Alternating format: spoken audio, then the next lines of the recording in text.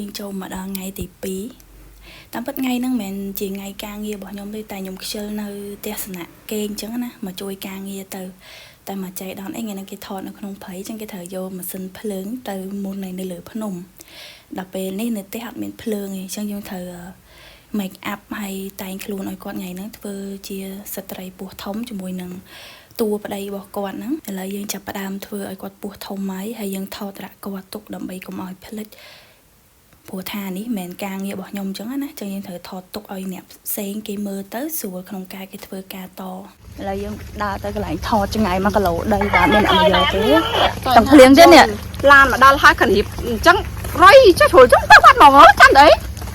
ចាំយូរទៅអីវាយឯកូនអីដល់មកដល់ទៅដែរហើយទៅដូច make up ឲ្យស្លៀកពាក់នេះយូរលឿនចឹងអូ my god នេះផ្លូវដែលយើងត្រូវដើរទៅនេះសំខាន់ឧបសគ្គគឺភ្លៀងហើយភ្លៀងទេនេះទៅអរេតួកំតិចបាទមុខតួគាត់រៀងខឹងមួមកដែរដោយសារមេឃភ្លៀងហិច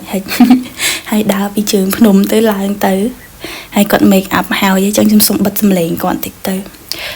តែយើងជាងគេក៏អ្នកណាក៏គេរៀងខឹងដែរដោយសារតែមានឡានមកចាំយកយើងបន្ទាប់ពីយើងដើរមកដល់កន្លែងទីតាំងគឺឡានចេញចោលផ្លេចប្រាប់ពីតួនាទីការងារខ្ញុំខាង make up special effect ចឹងមានន័យថាខ្ញុំតួនាទីខ្ញុំធ្វើតម្រូវតែតួខ្មោចទេធ្វើឲ្យគាត់មានលបុះមានអីធ្វើជាតួខ្មោចតួព្រាយអីចឹងទៅចឹងការងារផ្សេងទៀតអាហ្នឹងមិនមែនជាការងាររបស់ខ្ញុំទេអូខេ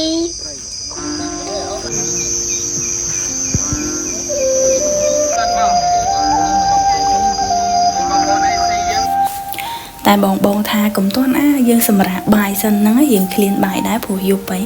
ចឹងឥឡូវដល់ម៉ោងចែកអាហារម្ហូបថ្ងៃនេះគឺជ្រក់សាច់មាន់យើងដួសចែកគ្នាម្នាក់មួយចានមកហើយអង្គុយហូបមិនងាយណានេះគឺជាតុ VIP កន្លែងហូបបាយ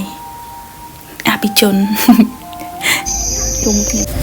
បន្ទាប់ពីយើងបាយឆ្អែតហើយឥឡូវតួរបស់យើងចាប់ផ្ដើមរិះដើម្បីថតផ្ទាល់ហើយនេះគឺជាឧបករណ៍ធ្វើទឹកភ្លៀងក្នុងថ្ងៃហ្នឹងគឺយើងអត់មានថតអីទេយើងស៊ីនហ្នឹងគឺមានតែវគ្គជិះទូកពេលយប់ហ្នឹងទេអញ្ចឹងយើងសុំកាត់បញ្ចប់ទៅវគ្គថ្ងៃស្អែកអានេះម្ដងថ្ងៃស្អែកហើយថ្ងៃបន្ទាប់កូនវីអី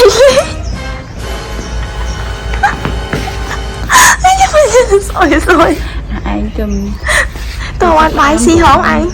ទាំងថ្ងៃណាស់មើលវេលាតោះការងារយើងថ្ងៃនេះគឺអត់មានអីច្រើនទេគឺយើង make up ឲ្យបងប្អូនអ្នកភូមិនៅហ្នឹងធ្វើជាតួកូនខ្មោចទូចដែលគេត្រូវថតតែកន្លែងស៊ីនហ្នឹងគឺវាអត់មាន focus មុខបដោតអីសំខាន់ទេដោយសារតែយើងគ្រាន់តែចង់ឃើញសមោលបន្តិចតែប៉ុណ្ណោះអញ្ចឹងយើងអត់ត្រូវការ make up អីខ្លាំងច្រើនពេកទេចាប់ផ្ដើមចេញប្រតិបត្តិការឲ្យបាទជីកលមកដើម្បីទៅដល់ទីតាំងយើងរៀបចំព្រានគាត់ថាគូអង្គុយយ៉ាងម៉េចនឹងធ្វើបែបម៉េចអីអញ្ចឹងទៅគេហៅកូនខ្មោចបបខ្មោចចេញមកពូនខាងទៅគឺអត់ដឹងឲ្យបបទុកបាក់គ្រឿងអើអូជើងសុខសួរ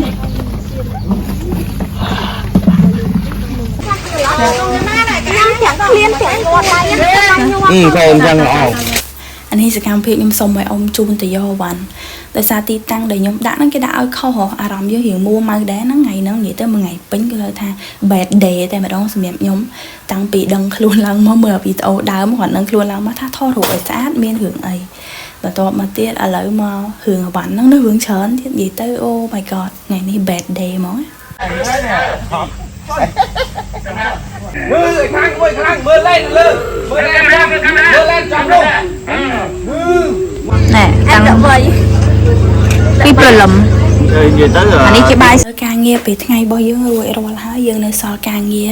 ពេលយប់មួយតង់ទៀតគឺ make up តួសៃកាម្ដងទៀតឡើងវិញឲ្យគាត់ជីកទូកនៅក្នុងវគ្គហ្នឹងឥឡូវគាត់យំមួយហើយដោយសារគាត់ខ្លាចឆ្លើង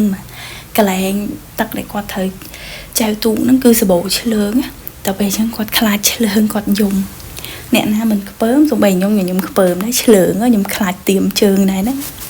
ក្នុងថ្ងៃនេះសមុកថតរៀងច្រើនដែរថតស៊ីននឹងចប់ហើយយើងបន្ត make up ឲ្យតួម្នាក់ទៀតគឺយើងធ្វើជាតួខ្មោចតែគាត់នៅក្នុងសាច់រឿងហ្នឹងគាត់មិនមែនខ្មោចទេនេះគ្រាន់តែជាការ សម័យមួយទេគាត់ចេញទៅជាខ្មោចអញ្ចឹងណាប៉ុន្តែទោះជាសម័យក៏យើងត្រូវ make up មែនទែនដែរតែសម្រាប់ការងារនេះដែរគឺខ្ញុំអត់នៅបានធ្វើទេដោយសារខ្ញុំជាប់មកប្រចាំមើលសៃការនៅវគ្គដែលគាត់ជីកទូកអញ្ចឹងខ្ញុំត្រូវឲ្យការងារហ្នឹងទៅចេនីគាត់ធ្វើសិនអញ្ចឹងណាតម្រាំតែខ្ញុំត្រឡប់មកវិញគឺខ្ញុំធ្វើបន្តិចបន្ត 3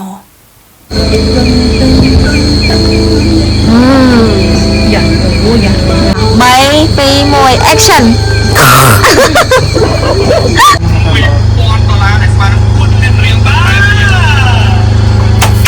យើងមកដល់ទីតាំងត្រូវថតហើយអញ្ចឹងចិត្តចូលថតយើងមកបន្ថែមឈាមបន្ថែមលក្ខបន្តិចបន្តួចទៅយើងចាប់ផ្ដើមថតលឿនតិចទៅឆាប់ចប់ពោះល្ងុយដេកដែរ ម៉ោងរៀងជ្រៅដែរពេលហ្នឹងដូចជាខ្ទង់ម៉ោងប៉ុន្មាននេះ1ជាមួយឯង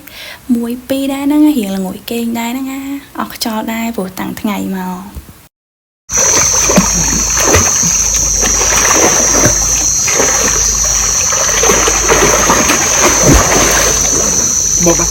បងមីមី good បងហើយណាមចាំបេះដូងអើយទៅបានទៅអស់ ការងារយើងបានថតចប់រួចរាល់ហើយម្នាក់សិតតែអស់កម្លាំងរៀងខ្លួនណាអញ្ចឹងចាំ power ហ្នឹងចាំបន្តទៅថ្ងៃស្អែកទៀតដោយសារថ្ងៃស្អែកគឺវគ្គស៊ីនធំហ្មងចាំទស្សនាភាគក្រោយមានវីដេអូពិសេសតែនេះយើងថតបានដោយចៃដន្យទេព្រោះវាកើតហេតុឡើងភ្លាមអញ្ចឹងវាមានវីដេអូវែងវីដេអូខ្លីខ្លះព្រោះពេលហ្នឹងរៀងស្លាស្លន់អញ្ចឹង